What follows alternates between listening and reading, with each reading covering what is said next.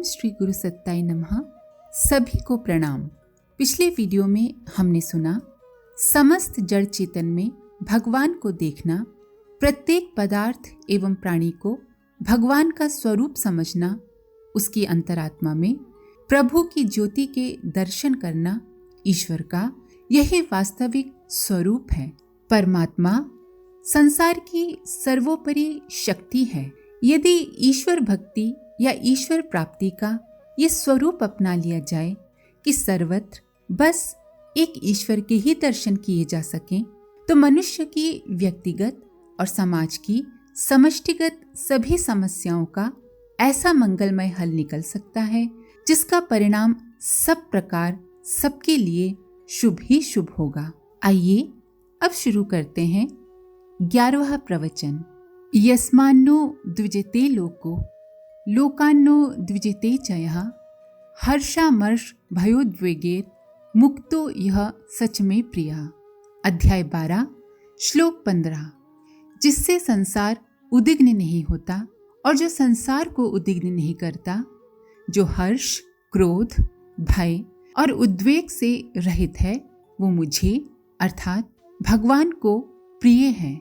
गीता के इस श्लोक में उस व्यक्ति की प्रशंसा की गई है जो अपना मानसिक संतुलन हर स्थिति में बनाए रहता है। छोटे छोटे प्रिय अप्रिय कारणों को लेकर उद्विग्न नहीं होने लगता। कारण स्पष्ट है।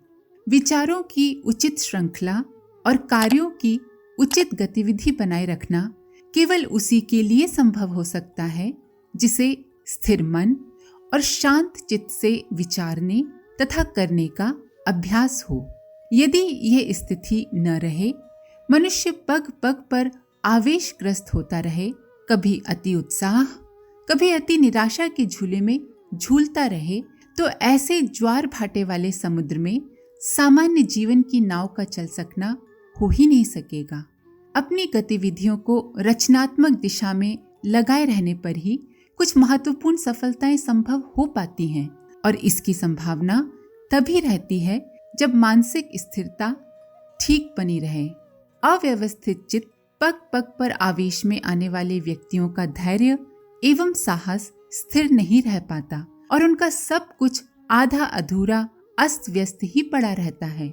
मानसिक स्थिरता अध्यात्मवाद का प्रमुख चिन्ह है।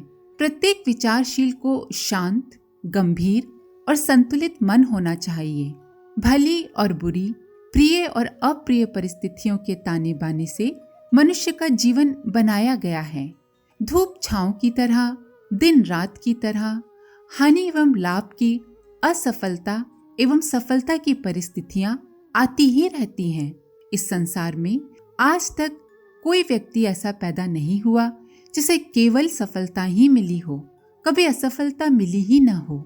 सच तो ये है कि हर सफलता के पीछे ढेरों बार असफलताओं का इतिहास छिपा रहता है।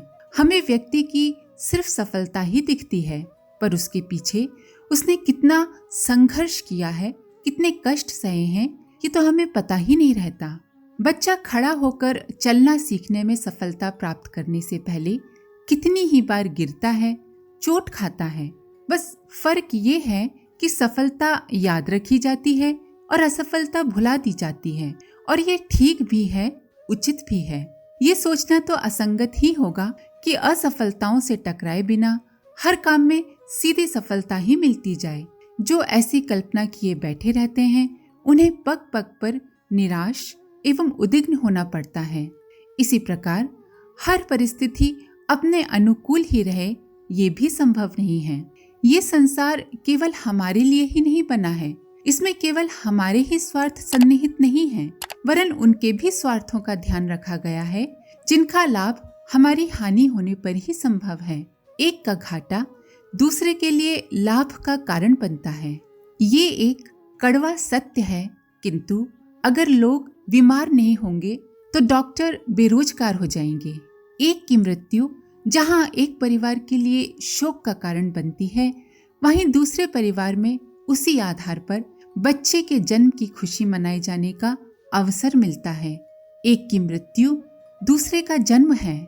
जिसकी मृत्यु होती है उसी का जन्म भी होता है। विचारशील व्यक्ति अपनी मनोभूमि पहले से ही ऐसी बनाए रखते हैं ताकि अप्रिय अवसर आने पर मानसिक संतुलन बिगड़ने ही न पाए। असंतुलित एवं उद्विग्न मन एक प्रकार के पागलपन से ग्रसित ही माना जा सकता है। पागल कितने ही तरह के होते हैं।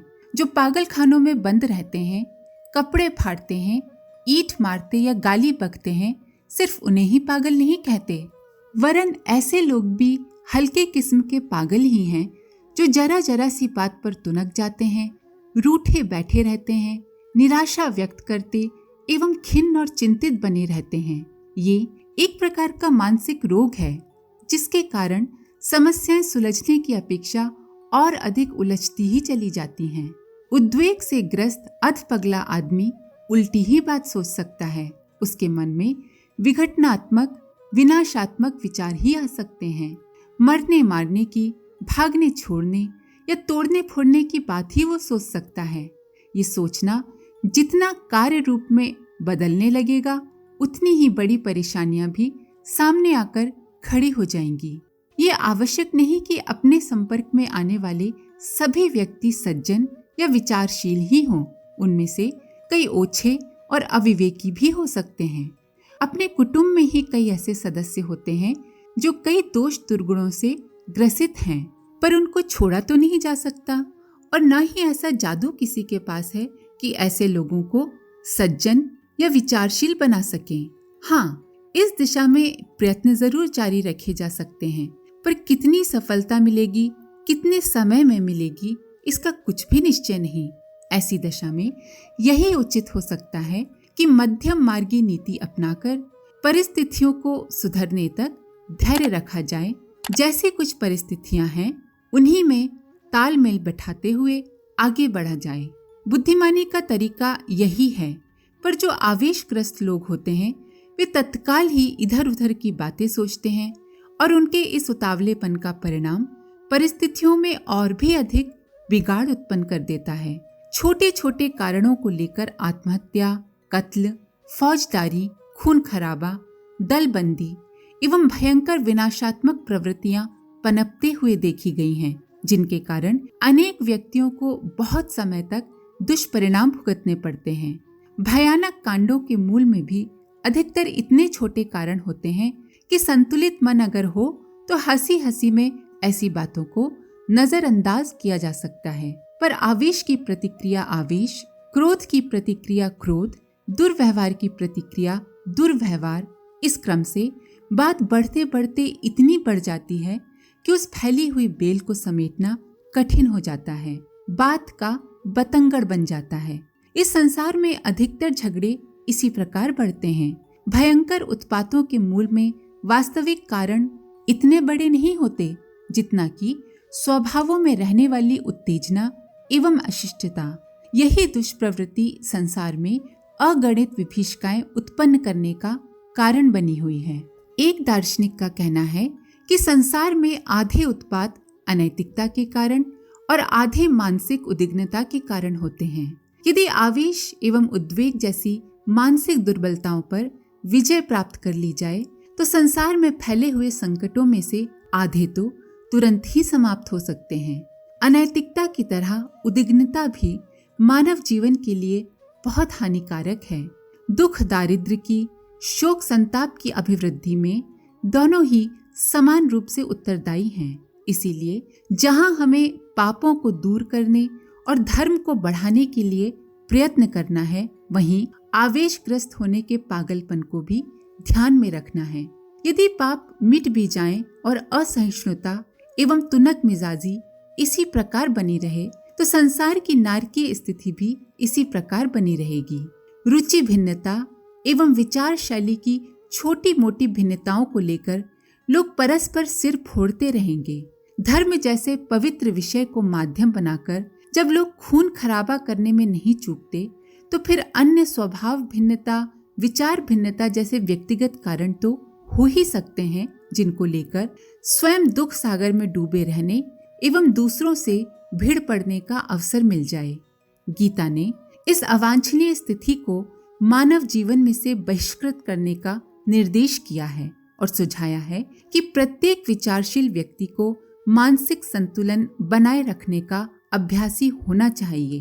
प्रिय परिस्थितियों में न तो अहंकार एवं बहुत ज्यादा खुशियों में डूब जाना चाहिए और न थोड़ी सी प्रतिकूल एवं अड़चन देखकर हड़बड़ा जाना चाहिए। दोनों ही स्थितियों में अपनी गंभीरता बनाए रखनी चाहिए और संसार के स्वरूप एवं प्रवाह को समझते हुए धैर्यपूर्वक सब कुछ सुनना और समझना चाहिए। इसका ये अर्थ कदापि नहीं है कि बिगड़ी हुई परिस्थितियों को सुधारा ही ना जाए और हाथ पर हाथ धरकर बैठा रहा जाए। ऐसी अकर्मण्यता अपनाने से तो और भी अधिक नाश ही होगा। जहाँ आवेश बुरा है वहाँ आलस्य भी कम बुरा नहीं। दोनों की अति समान रूप से घातक सिद्ध हो सकती है।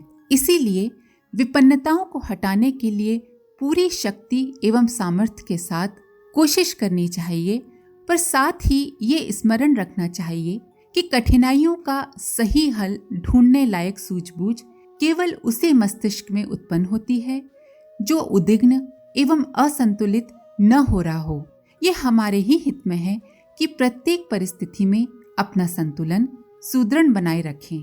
गीता ने इस स्थिति को आध्यात्मिक प्रगति के लिए अत्यंत आवश्यक माना है। आज के लिए इतना ही। आप सभी का धन्यवाद। ओम शांति।